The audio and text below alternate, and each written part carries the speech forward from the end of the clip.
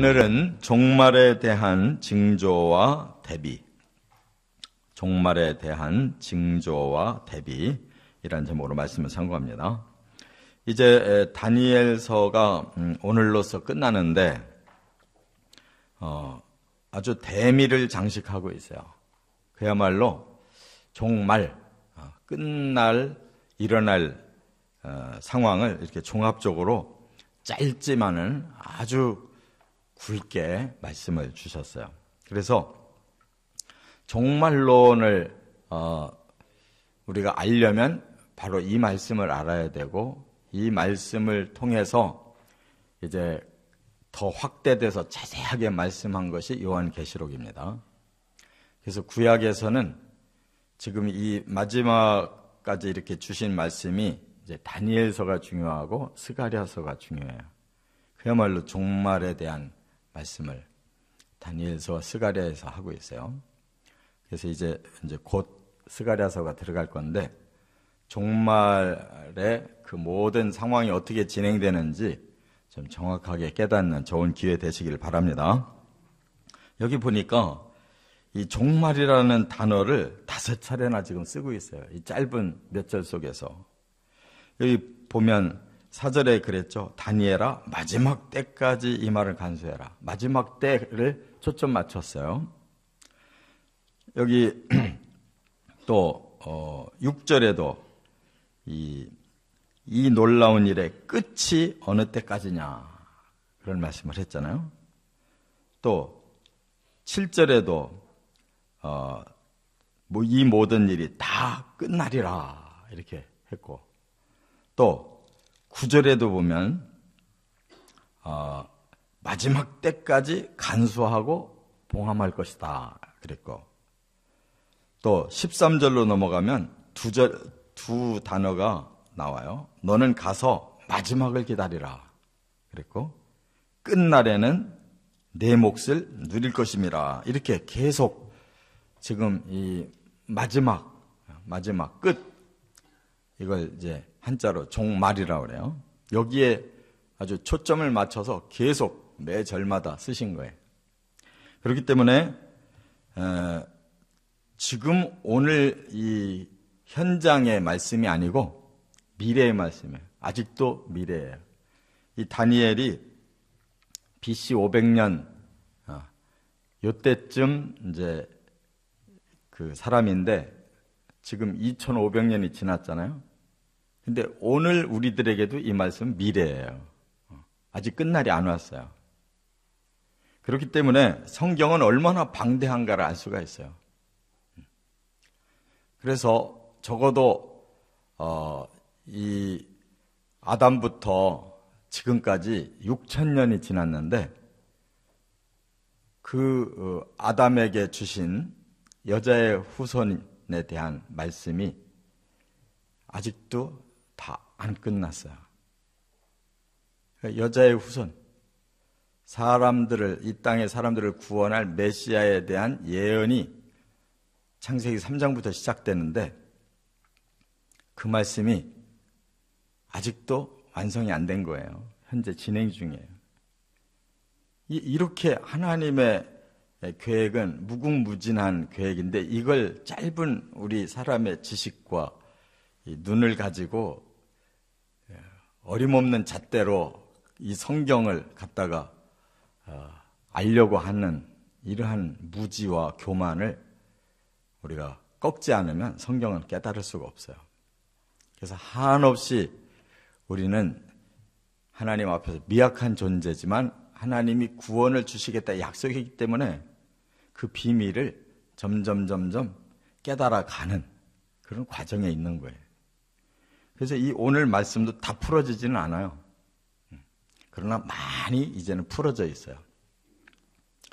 그래서 하나님께서 이제 크게 4가지로 이렇게 종말론을 잘 깨닫고 대비하라고 말씀하셨으니까, 이 4가지에 대해서 꼭 마음에 간수하시고 미래를 준비해서 구원에 꼭 이르시기를 바랍니다. 첫째, 여기 4절에 보면 문명이 대단히 발달한다는 거예요. 이 시대가 먼저 올 겁니다. 문명이 대단히 발달하는 시대가 온다는 거예요. 여기 그랬죠.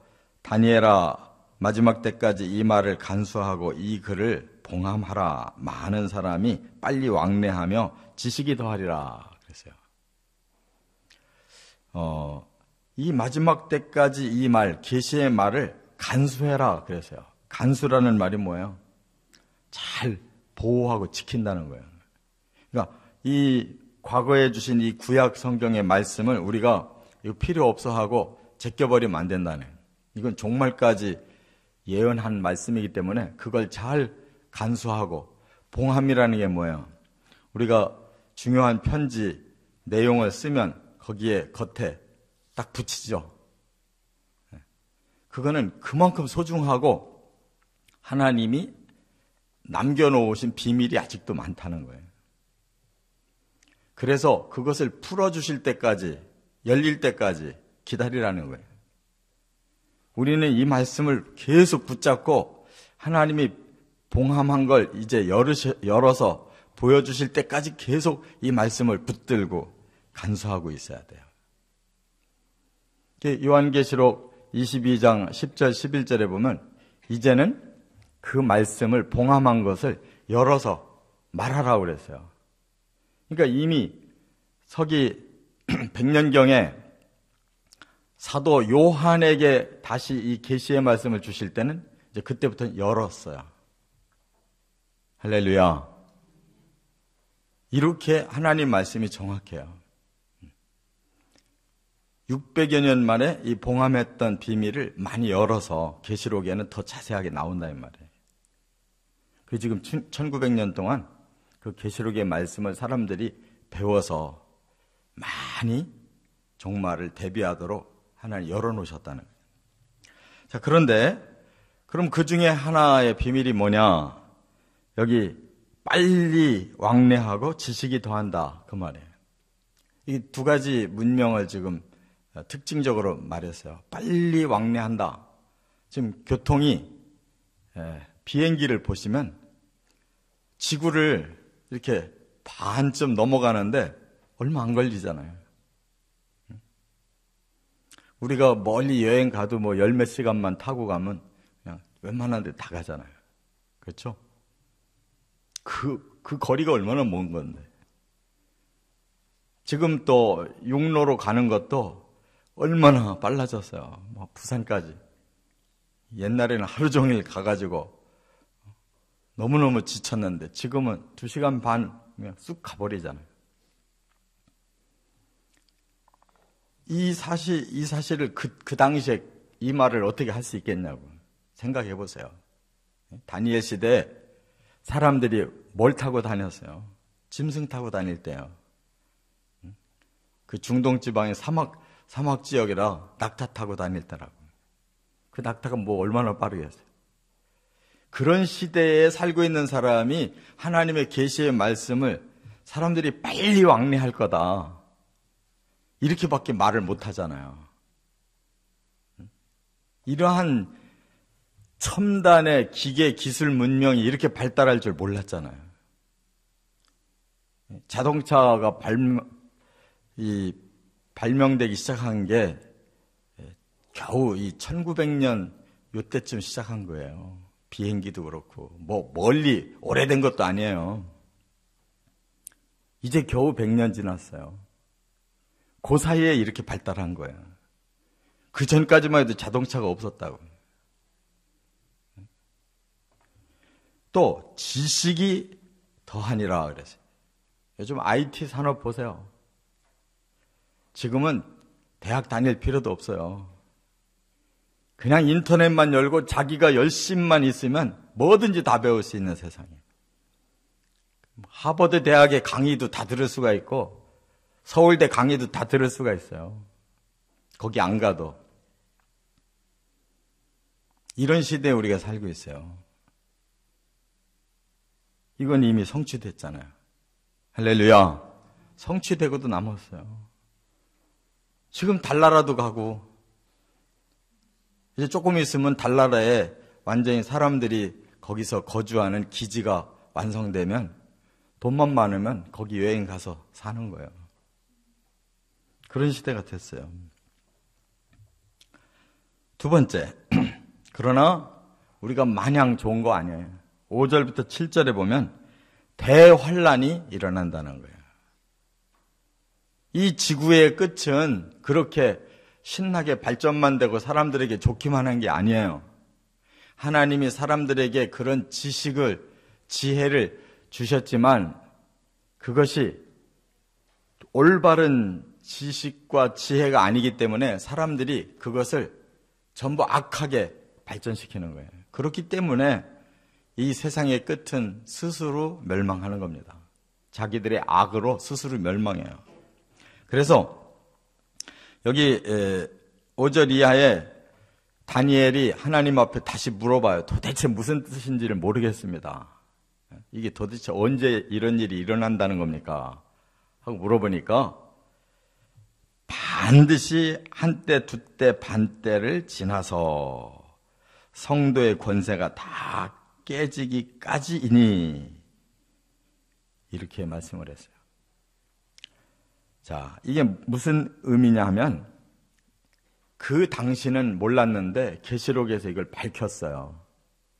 계시록에서는 7년의 환란이 있다, 기간이 있다라고 말씀했는데 그 중에서 전 3년 반은 사탄이 사탕발림을 해서 사람들을 이렇게 자기 세계로 끌어모을 거다. 그러나 후 3년 반 동안에는 자기 본색을 드러내서 자기 말을 안 듣는 자들을 다 죽이려고 할 거다.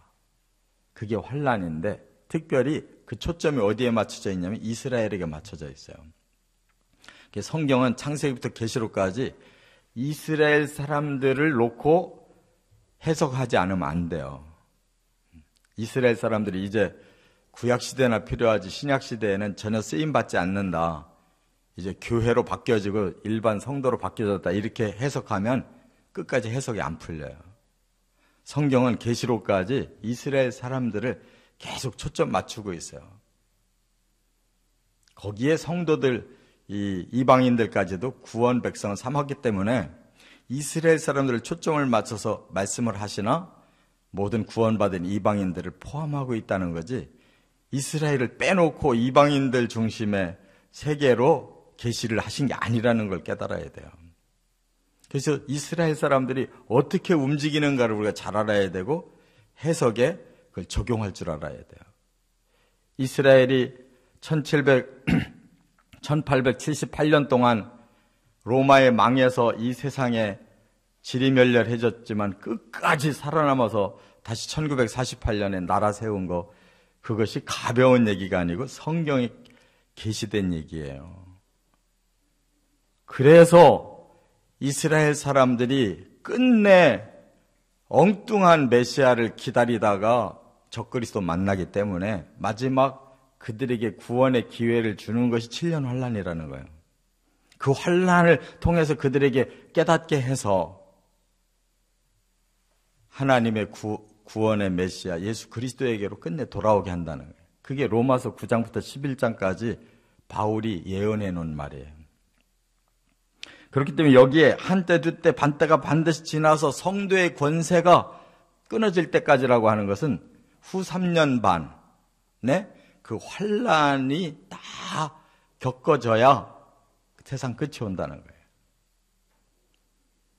그렇기 때문에 이것을 자세히 푸는 것이 요한계시록 7장부터 나가는, 거기에 14만 4천의 구원받은 이스라엘이 나오고 그 뒤에 수를 헤아릴 수 없는 많은 사람들이 구원받아서 하나님의 그 보좌 앞에서 찬양하는 7장 얘기가 바로 이런 얘기예요.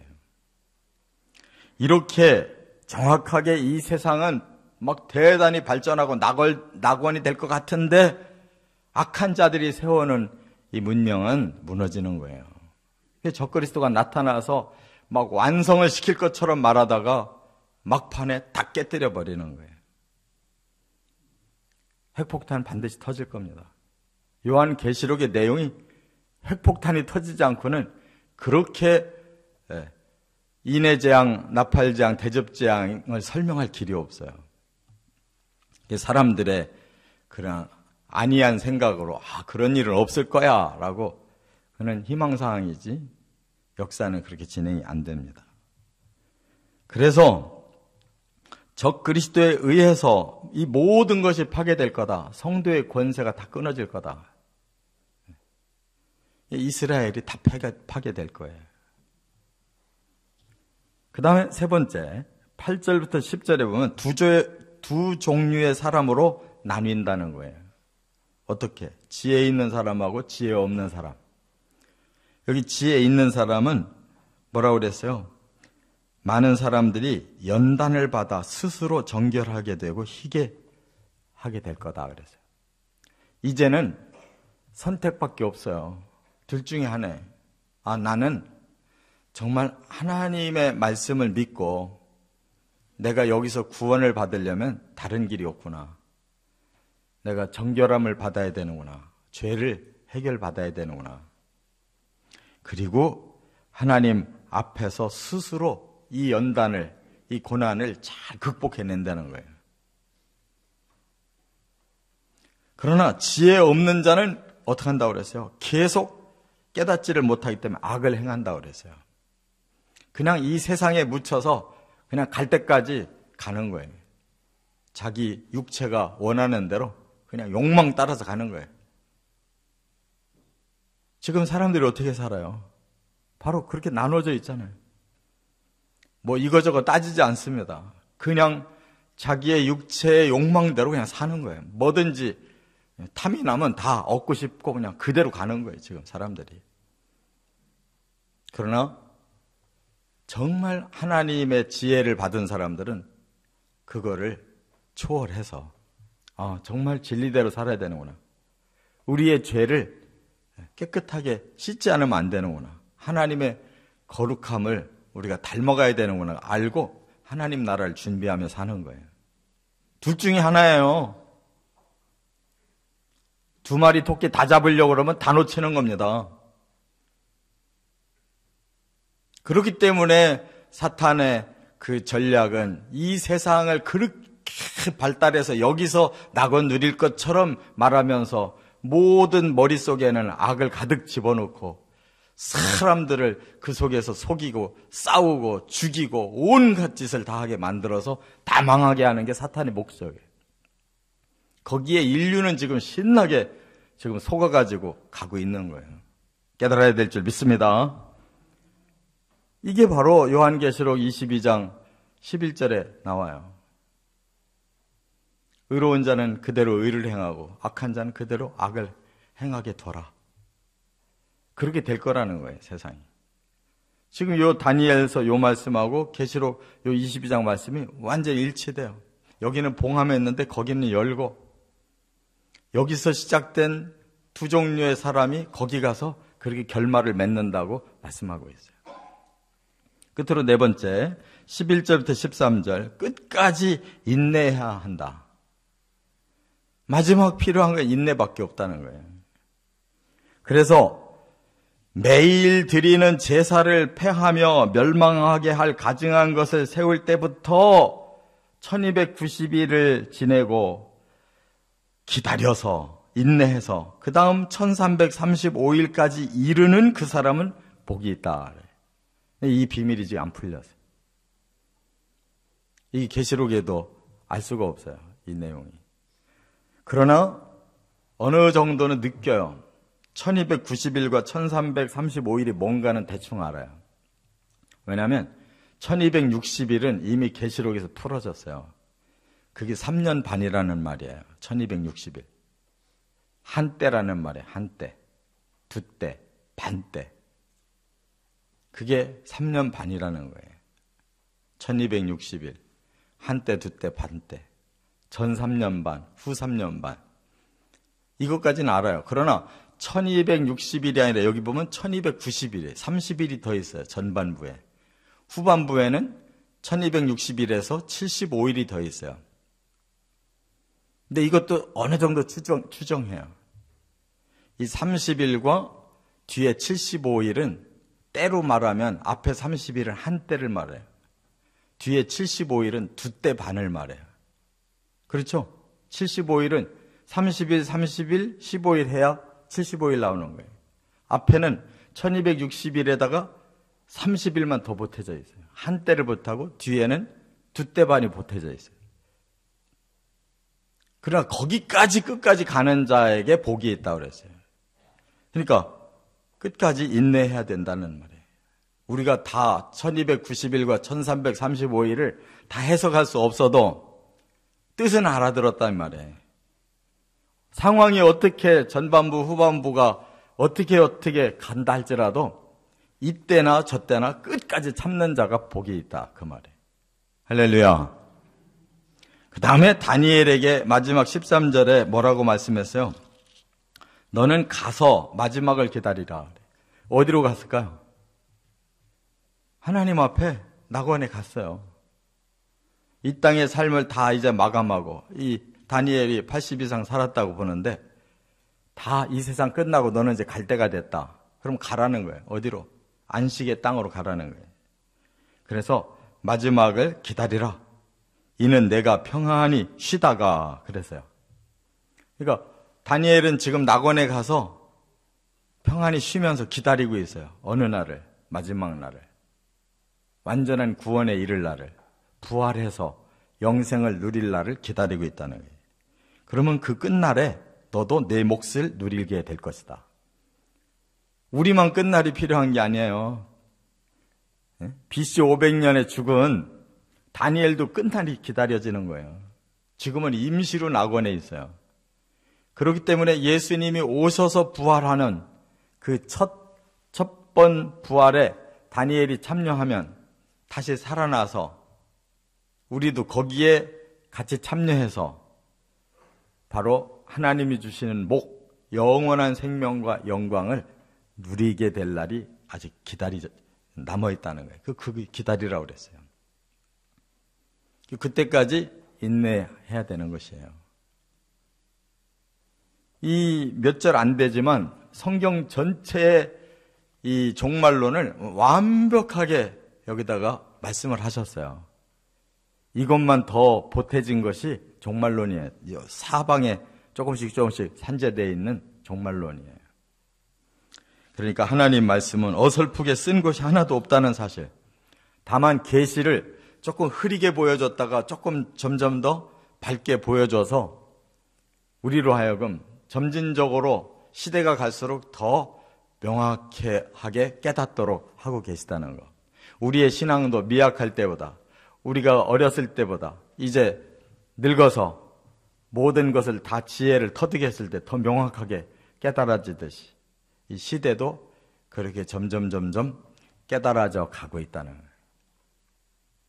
거예요. 이 마지막 몫을 하나님이 약속하신 거 깨닫고 여기에 초점 맞춰 사시기를 주의 이름으로 축원합니다.